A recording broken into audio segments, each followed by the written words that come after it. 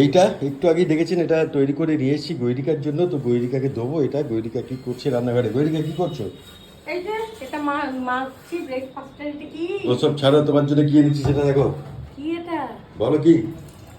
পেয়ারা মাখা? না, পেয়ারা মাখা তো না এটা। আমাকে বলছিলে কিছুদিন আগে পেলে নিয়ে এসো। আমড়া মাখা? ইয়েস বেবি, আমরা মাখা। আমরা দেখতে খুব ভালো লাগে। পেলাম রাস্তায়, জানা ছিল না যে এখন আমরা পাওয়া যাচ্ছে। হ্যাঁ।